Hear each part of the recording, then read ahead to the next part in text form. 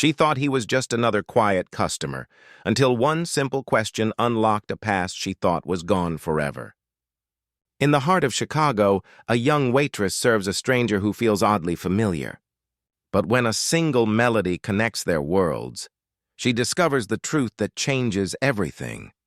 The man she served wasn't a stranger at all. He was the father she lost years ago. Sometimes love doesn't disappear. It just waits for the right moment to return. If this story touched your heart, make sure to like, subscribe, and share it with someone who believes in second chances. And don't forget to turn on the bell so you never miss more heartwarming stories like this one. It was a quiet Sunday morning in Chicago, the kind that carried a soft stillness before the city fully woke. The air was crisp outside, but inside the small diner on 8th Street, warmth lingered in the scent of sizzling bacon, freshly brewed coffee, and the hum of soft jazz playing from an old radio in the corner.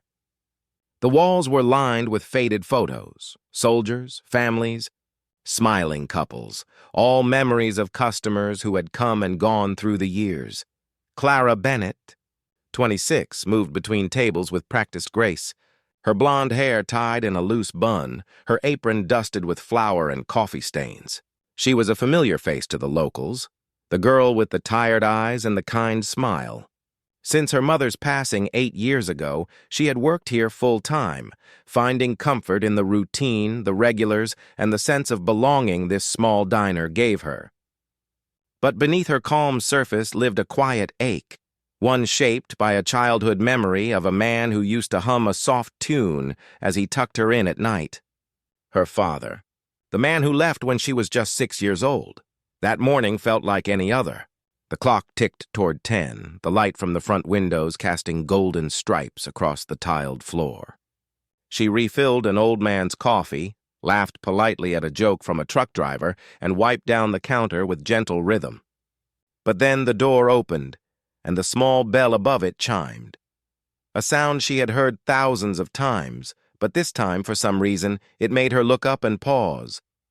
A man stepped in from the cold. His coat was worn, his hat pulled low, and his shoes tracked faint drops of rain onto the floor. He looked around as if uncertain where to sit, his eyes scanning the room before quietly choosing a seat near the window. Table 7, the one with the chipped corner and view of the gray morning sky. His hands trembled slightly as he opened the menu, and Clara noticed the way his fingers lingered over the paper, almost as though reading wasn't his goal, as though he was searching for something else entirely. She approached with her notepad, her voice polite but warm. "Good morning. Coffee, sir?" He looked up, and for a moment the world seemed to slow. His eyes were deep and tired, framed by lines that told stories of regret and distance. Yet there was something about them, something painfully familiar. He smiled faintly and said, "Please, black, no sugar." Clara nodded, but her chest tightened with an odd sense of déjà vu. She walked back to the counter, brushing it off as she reached for the coffee pot. Without realizing it, she began to hum, soft and low, a tune that had lived somewhere deep inside her since childhood. It was a lullaby of sorts, a melody her father used to hum when she was little, right before he disappeared. When she returned to his table, she placed the cup before him and smiled. But his gaze lingered not on the coffee, but on her. "That song you're humming," he said quietly, his voice almost trembling. "Where did you hear it?" Clara hesitated, her brows knitting together. "I'm not sure," she said, trying to sound casual. "I think from my dad. A long time ago." The man froze. His hand hovered over the cup, and the color seemed to drain from his face. "He must have been a good man," he said finally, forcing a faint smile. Clara's lips curved into a sad grin. "He left when I was 6, so I wouldn't know." The next morning, the diner on 8th Street was still wrapped in dawn's quiet light when Clara arrived. The world outside was calm, only the faint sound of birds and the smell of rain lingering from the night before. She slipped her key into the lock, flipped the sign to open, and walked behind the counter to start the coffee machine. But before she could, something caught her eye. There, resting beside the register, was a small brown envelope. Her name was written on it in neat, careful handwriting. Clara. For a moment, she froze, glancing around as if expecting someone to appear and explain. But the diner was empty. Her heart thudded in her chest as she picked it up, the paper soft and slightly damp from the morning air. Inside was a folded letter and an old photograph. A man sitting on a park bench, holding a laughing little girl with messy curls and a pink dress. The corners of the picture were frayed, but the memory it carried was sharp enough to steal her breath.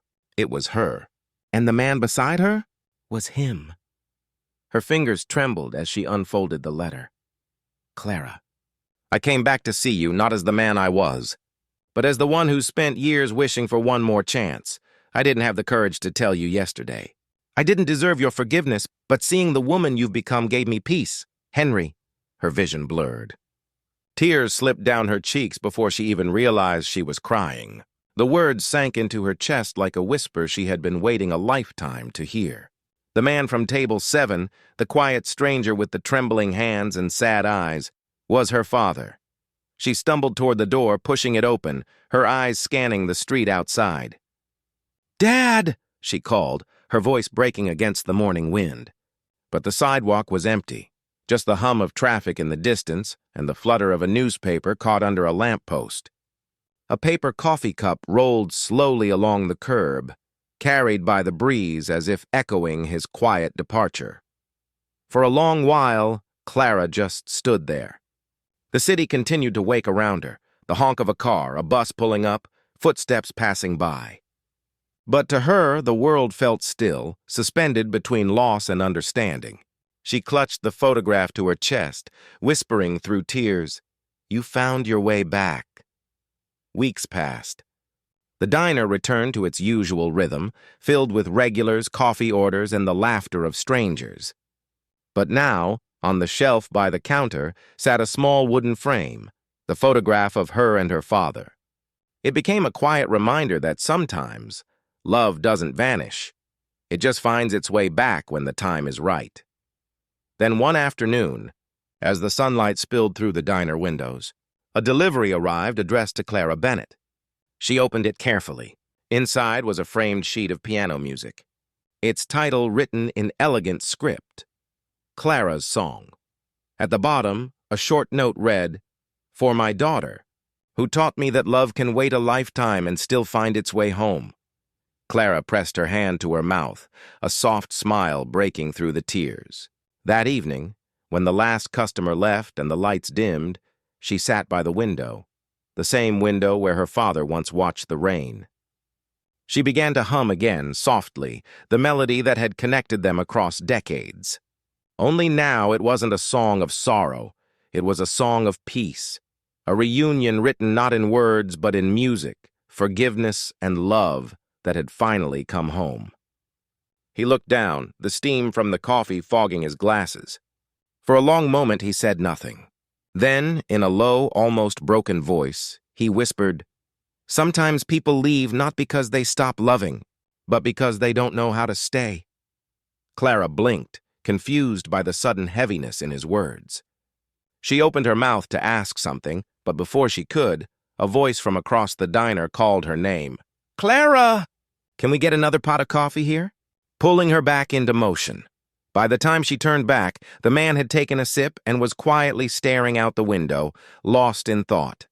She returned to work, but something in her chest stirred, an ache she couldn't quite name. The diner felt different now, quieter even though the music still played. Each time she passed table 7, she felt his eyes follow her, not in a way that was unsettling, but in a way that felt familiar. Like the gaze of someone who once knew her but no longer could say it aloud. As the hours passed, the crowd thinned. The older man finished his meal, left some cash neatly folded under the salt shaker, and stood to leave. He paused for a moment, looking back at Clara as she wiped down another table. Their eyes met briefly, his filled with a quiet sadness, hers with a polite warmth she didn't fully understand.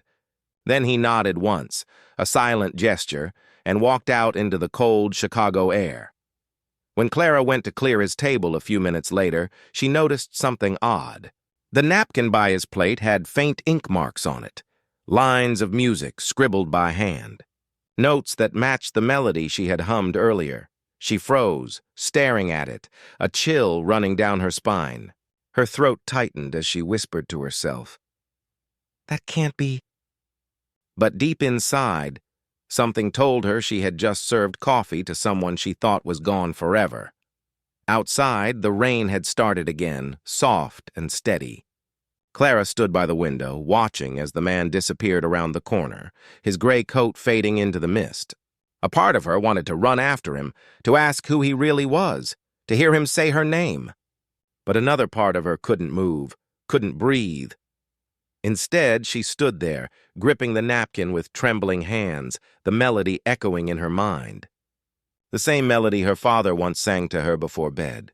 The same tune that had always reminded her of home.